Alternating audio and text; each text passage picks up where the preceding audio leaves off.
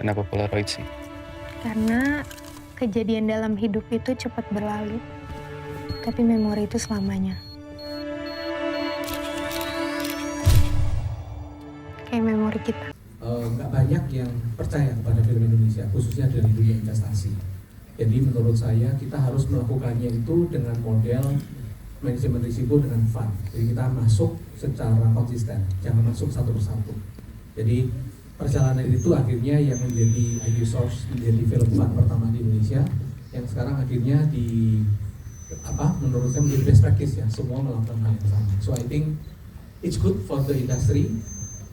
Indonesia tahun lalu seluruh dunia adalah growth industri film nomor 1 di dunia.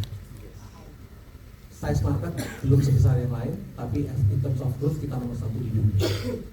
Jadi kalau kita orang-orang seperti di sini believe pada film Indonesia, dan Anda semua sebagai penonton luar biasa believe, tahun lalu kita punya 65% market share against Timor. Tahun ini per hari ini 70%. Jadi kita sudah jadi tuan rumah di negeri sendiri. Ini hebatnya kita. Jadi dari situ. Oke. Udah. Jadi saya believe banget industri film kita sedang tumbuh luar biasa, dan saya bisa bertemu dengan teman-teman dari industri film. Thank you banget supportnya, dan kebetulan network saya dari dunia teknologi, dari dunia yang lain, saya mau ajak semua untuk believe bersama. Nah itu sebenarnya kenapa ada kerjasama ini. Itu aja dari saya. Oke.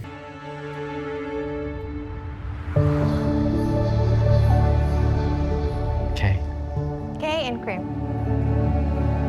Apa sih keinginan terbesar kamu dalam hidup? Aku pengen kamu ketemu cowok yang baik.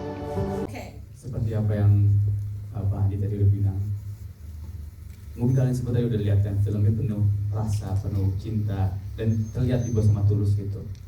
Dan pas aku udah baca skrip dari awal, I felt like I wanna have a bigger part in this movie gitu. Oke. Bukan aku mau cerita pemain doang ya, tapi kayak because I love this project so much. Aku berasa kayak aku juga pengen deh menjadi bagian lainnya juga. Oke. Waktu itu aku obrolin sama Andi, Pak Ropron dan lain-lain. Terus akhirnya aku diizinkan untuk menjadi bagian. Masih kecil ya guys, jangan anggap kayak wah, tapi it's a step. Karena aku juga pengen belajar kan, apa industri film di belakangnya juga bagaimana dan lain-lain. Dan aku senang banget akhirnya bisa jadi bagian lebih besar lagi di film ini, karena I really love this movie gitu. Mau gimana pun ntar hasilnya, tapi buat aku hasilnya aja dari filmnya udah berasa banget cintanya, dan itu yang paling penting buat aku. We felt that too. Yeah. Right? Ya kan ya teman-teman ya? Masih berasa kan ya sekarang? Oke. So with that said, Kaya supaya bisa beli semua yang kamu mau. Nikah dan bahagia selamanya.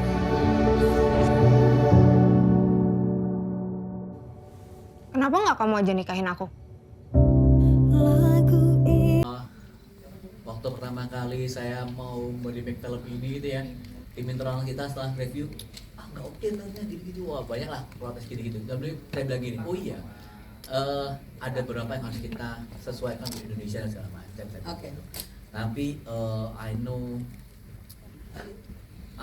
know how to make this film actually relate to Indonesian audiences lah. Jadi memang udah stay cukup lama dengan saya ceritanya sejak 2019 loh. Dan saya punya pengalaman yang pribadi masalah kehilangan dan segala macam. Jadi I understand the feeling yang mau disampaikan dalam ini, saya paham banget. Dan saya selalu ngomong ya bahwa cinta itu butuh pengorbanan sih. Jadi kalau orang sekarang ini, generasi sekarang mungkin merasa bahwa cinta itu hanya seneng-seneng aja sih. Saya cuma mau mengingatkan aja bahwa cinta tanpa pengorbanan sih bukan cinta sejati sih. Oke. Jadi itu. Hai. Akhirnya kita ketemu juga. Kalau cinta bisa dilogika, nggak ada orang yang menderita karena cinta. Koko Robert Roni yang udah memberikan kesempatan. Di awalnya itu mungkin aku cerita dulu lagu ya. Kita berdua ketemuan terus cerita dulu tentang film ini. Terus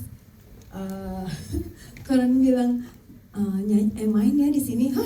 Enggak, gimana cara acting. Oh kamu waktu di film kamu bisa, lah itu kan kagak acting kok. Terus ya, tapi di sini kamu sebagai penyanyi, sebagai penyanyi tapi sebagai siapa? Sebagai Rosa. Oh ya udah deh kalau sebagai Rosa ya, aku pikir gitu kan. Terus tuntutan yang kedua adalah bikinin aku soundtracknya gitu. Terus setelah kita ngobrol ya Pak ya, akhirnya kita bilang kita akan buatkan oleh Andi Rianto dan juga sama Pak Monty Tiwa gitu. Tahu sendiri kan kalau Pak Monty bikin lirik itu kayaknya seperti mengirimkan racun kepada hati kita ya. Saking sedihnya gitu. Jadi waktu pas itu aku ingat banget aku dapat lagunya tapi tapi dengan suaranya Pak Monty. jadi semua kebingungan gimana ya lagunya gitu. Tapi aku udah paham banget ini lagu ini akan menjadi sebuah lagu yang indah gitu dalam pikiran aku. Jadi aku sama Mas Andi Rianto kita workshop. Ketika workshop kebetulan ENR aku juga saat itu mamanya baru meninggal dunia juga saat itu, dan ternyata semua orang tuh pernah merasa kehilangan gitu ya, dan ketika workshop itu kita cuma diem terus sampai nggak bisa nyanyi itu ya, cuma workshopnya ya udahlah gitu, nyanyiinnya seadanya aja, dan kita semua itu berpikir ada sebuah lirik di lagu ini yang menurut aku tuh itu luar biasa dan menjadi sampai sekarang aku melakukannya. Pertama, kita selalu pengen kelihatan baik-baik saja, padahal kita tidak baik-baik saja. Itu udah pasti. Apalagi kalau kata orang itu, oh kamu pasti baik-baik aja kok, pasti baik-baik aja. Oh iya gitu. Tapi sebetulnya pasti kita tuh tidak baik-baik saja. Terutama kalau menyangkut keluarga gitu ya kan, atau orang-orang terdekat kita gitu. Dan yang kedua adalah kalau kita itu paling cepat lupa ketika orang itu tidak ada adalah suara mereka. Iya lagi benar. Ya kan? Benar. Suara mereka lama-lama akan lupa gitu. Kalau wajah, kalau perlakuan itu cepat di dalam pikiran kita masih ada, itu akan selalu ingat. Lihat foto kita akan ingat. Tapi ketika lihat foto lama-lama lupa suara dia tuh seperti apa sih gitu. Ketika kita ngobrol sama dia gitu, ataupun dia nelfon atau apapun gitu. Jadi Jangan nangis dulu deh. Jangan nangis dulu. Jadi aku selalu sekarang aku sama adik-adik aku sama mama papa aku selalu kirim-kiriman voice note. Okay. Supaya itu ada direkam gitu. NR aku tuh waktu itu NR aku Gayatri. Dia tuh menyimpan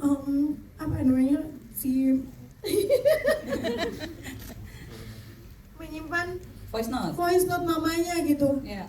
Mamanya tuh tinggal di Jambi, dia tinggal di Jakarta. Karena kerja barengan aku, terus begitu dia menyimpan voice note. Ii udah makan belum? Gitu. Ii lagi apa? Ii sehat nggak? Itu disimpan sama dia gitu, dan cuman itu aja yang bisa. Terutama ketika orangnya udah nggak ada. Jadi menurut aku nih lagu ini meaningful banget, dan mudah-mudahan abis ini juga kita sering-sering ya nyimpen suara-suara orang yang kita sayang. Yes. Supaya Masa gini doang udah nyerah? Lu Baik-baik saja. awas kamu ya, mati muda ninggalin aku sendirian.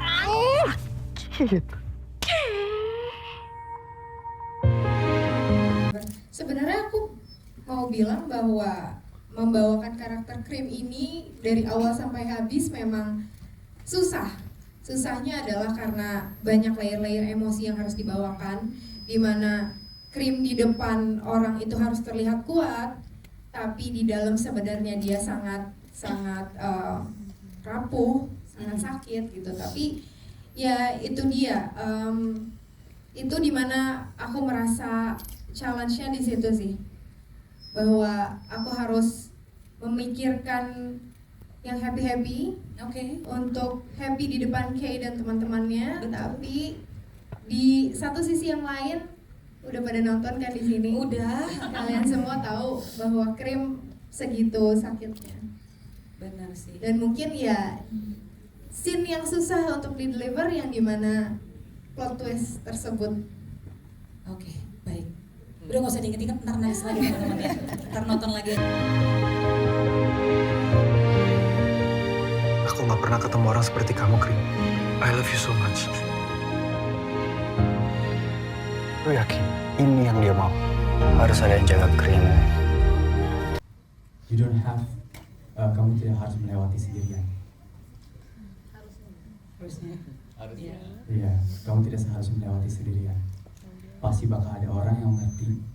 Pasti bakal ada orang yang bisa nemenin kamu sampai next birthday.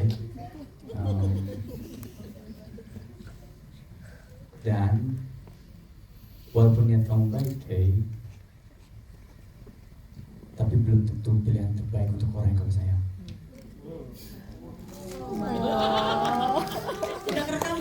Setelah aku pergi nanti, Orang bilang cinta tuh complicated. Padahal enggak. masih gampang kan? Gampang banget tinggal ngomong selesai. Kenapa nggak bisa sih? Gak penting dia tahu. Yang penting aku tahu. Untuk sebagai fotografer, aku itu memang ada workshop sebelumnya ya sama Mas Robert, sama Pak Erik juga. Dia salah satu yang fotoin poster kita juga ya. That's very Dan- nice foto tuh. Yes.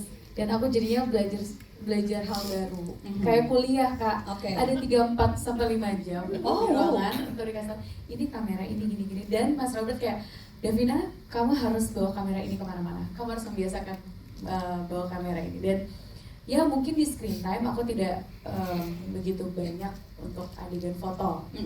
Tapi itu sangat-sangat membantu. Jadi bersyukur punya director seperti Mas Robert yang sangat menolong para pemain untuk mengeksplor karakternya. Dan ya kalau untuk yang go tersebut itu ya, itu saya kebetulan ngikutin skenario dan agak syok bacanya ya. Saya ingat aku gak sebaik itu, gue kerja sebenarnya. Tadi tuh aku kayak dimarahin gitu. Iya juga ya. Nggak jadi pengen ikutan ngatain gitu. Ada fun fact. Apa tuh? Adegan pertama, ini semua udah pada nonton ya, dimana aku memukul seseorang. Itu beneran sakit guys. Wow. Saya mohon maaf ya. Saya langsung, tapi terima kasih. Tunggu, aku mau nambahin something sih.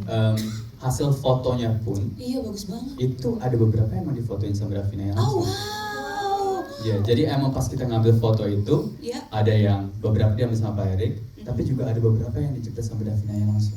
Keren. Bisa ditambah. Baik saja.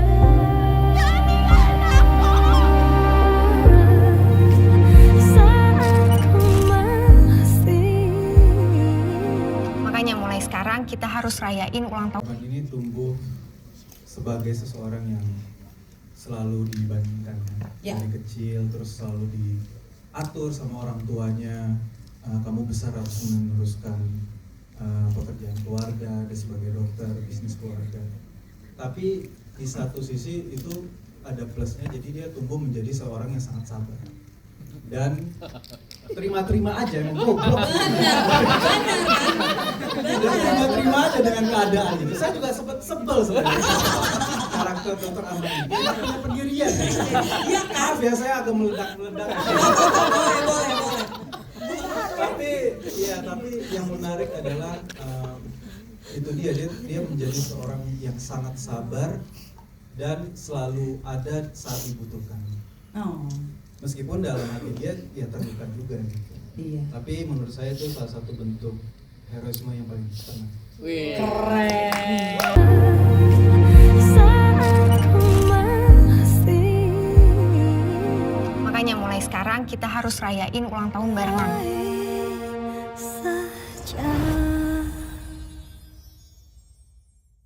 Ada Yang gitu ya. nyari bengkel itu Ya, ya. jadi kan dimulainya dengan light dan Betul. apa fun gitu kan.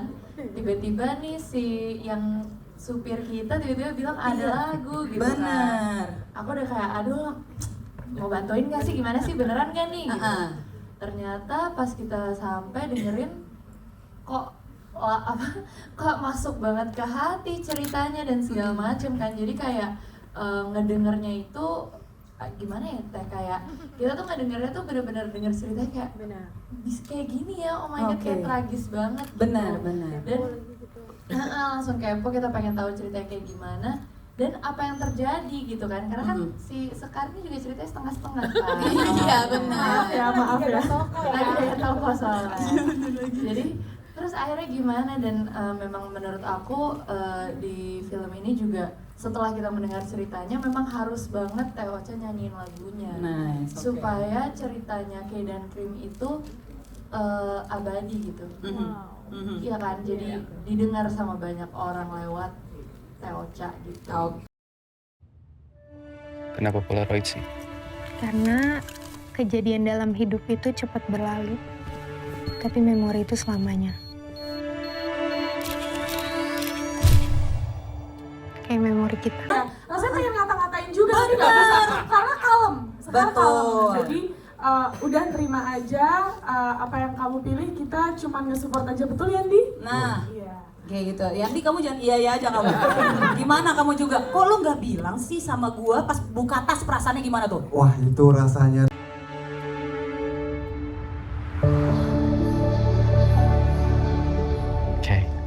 Kay and Cream. Apa sih keinginan terbesar kamu dalam hidup? Aku pengen kamu ketemu cowok yang baik. Action. Tak ingin usai di sini. Pertama adalah sebuah film Korea Selatan pada tahun 2008 yang judulnya Mo dan Blue, lalu diadaptasi ke Taiwan menjadi sebuah film melodrama yang judulnya dalam bahasa Mandarin, saya terjemahkan di sini, lebih sedih daripada kesedihan. Oh, bayangkan saja, lebih sedih daripada kesedihan. Itu seperti apa? Nah, sekarang film ini digubah ke Indonesia oleh Robert Downey berdasarkan pengalaman hidupnya sendiri yang saya tahu persis seperti apa sejak dia datang dari Surabaya sampai mengadu nasib di Jakarta. Nah, teman-teman, saya pujikan film ini khusus bagi semua yang pernah kehilangan atau merasa kehilangan, bahwa film ini bisa dibilang seperti Romeo and Juliet dari abad ke-21. Teman-teman semua, saya mengucapkan salut kepada trio Robert Downey, Brian Domani, dan Vanessa Priscilla yang berhasil membuat penonton sebioskop berlinang air mata. Dan siapkan tisu. Kaya supaya bisa beli semua yang kamu mau. Nikah dan bahagia selamanya.